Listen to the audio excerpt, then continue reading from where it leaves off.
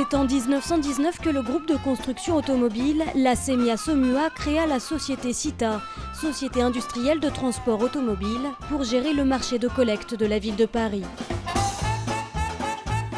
Dès 1935, la Cita invente la benne Resita à compression automatique qui permet une forte augmentation du volume de chargement.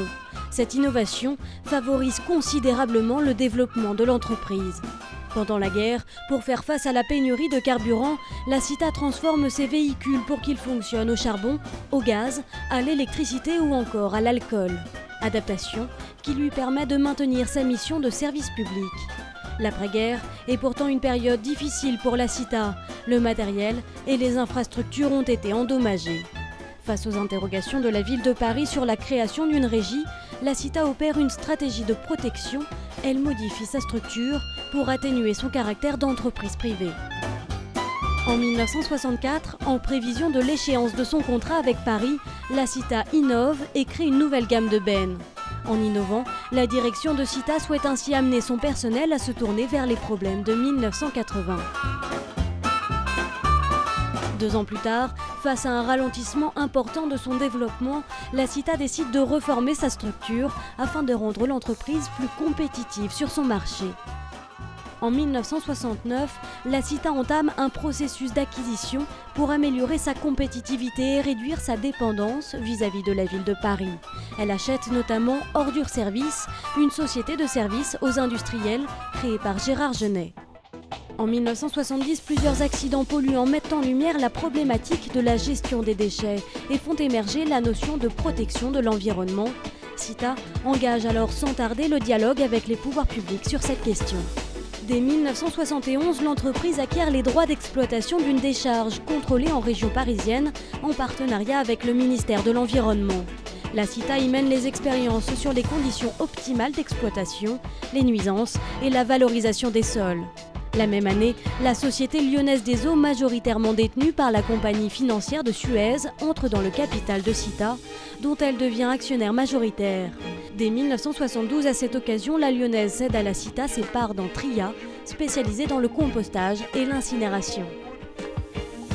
En 1975, la loi relative à l'élimination des déchets et à la récupération des matériaux est votée. Les communes et les industriels sont désormais responsables de leurs déchets.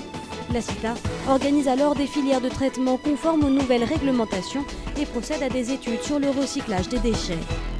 Au début des années 80, les services publics locaux s'ouvrent à la concurrence. La Cita saisit cette occasion de développement, y compris à l'étranger, s'emparant notamment d'une part importante du marché anglais. En 1985, la Cita achète France Déchets et se lance dans la gestion des décharges nouvelle génération.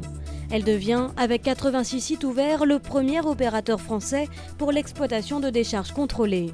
La politique de croissance vigoureuse menée par la Cita a complexifié sa structure. 20 sociétés régionales sont donc créées pour assurer l'ensemble de la collecte et du traitement des déchets ménagers et industriels. En 1987, la Cita devient Cita, la holding de cette pyramide. Cette restructuration permet à l'entreprise de se développer de manière spectaculaire.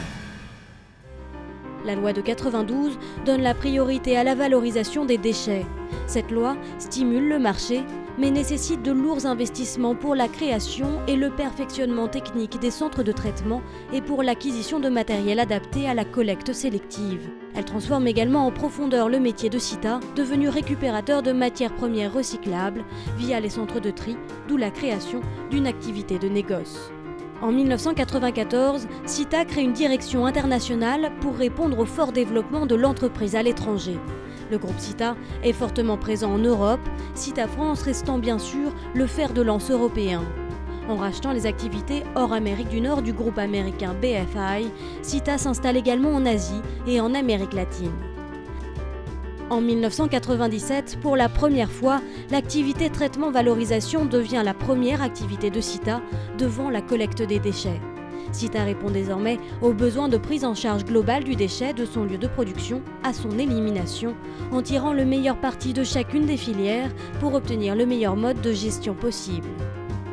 En 1998, Cita France simplifie son organisation et donne à ses filiales régionales une taille critique et compétitive. Un siège expert est mis en place pour les appuyer.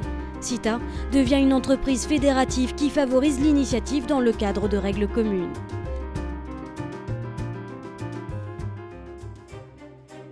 À partir de 2001, CITA regroupe ses activités spécialisées telles que le pôle AMI pour l'assainissement et la maintenance industrielle, Novergie pour la valorisation énergétique et enfin Terris pour le traitement des déchets dangereux. En 2002, le groupe Suez crée Suez Environnement qui rassemble les activités de Lyonnaise des Eaux, de Grémont et CITA. Au même moment, CITA innove pour relancer l'activité collecte, remise en question des méthodes de travail, révision des contrats, formalisation d'une nouvelle offre sont mises en œuvre. CITA s'engage également dans l'insertion par l'activité économique en créant CITA Rebond, qui propose un retour à l'emploi et un accompagnement social à des personnes exclues du milieu du travail. En 2003, avec le projet de reconversion de l'ancien site industriel de Métal Europe, CITA imagine un nouveau business model qui combine les aspects économiques, environnementaux et sociaux. La révolution du développement durable est engagée. Avec la prise de conscience de la nécessaire préservation des ressources naturelles, CITA négocie un nouveau virage dans son existence industrielle. L'entreprise développe ses activités de valorisation matière avec CITA Recyclage, nouveaux marchés, nouvelles technologies, nouvelles compétences. En 2005, CITA engage une démarche volontariste en matière de préservation de la biodiversité sur ses installations de stockage. Les incinérateurs se modernisent et se transforment en unités de valorisation énergétique. La collecte s'équipe de l'informatique embarquée. En 2007, CITA développe des partenariats industriels pour le démantèlement et le recyclage des produits complexes, véhicules hors d'usage, avions, bateaux, déchets d'équipements électriques et électroniques. Ces premiers chantiers de déconstruction préfigurent les nouvelles politiques d'éco-conception des produits industriels et de nouvelles techniques de recyclage.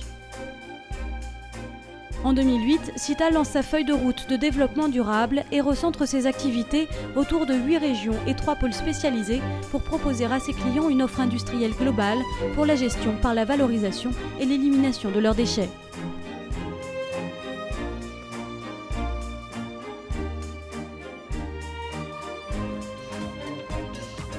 En 2009, pour ses 90 ans, CITA vérifie que l'amour du métier, l'esprit d'initiative et le goût d'entreprendre sont restés intacts.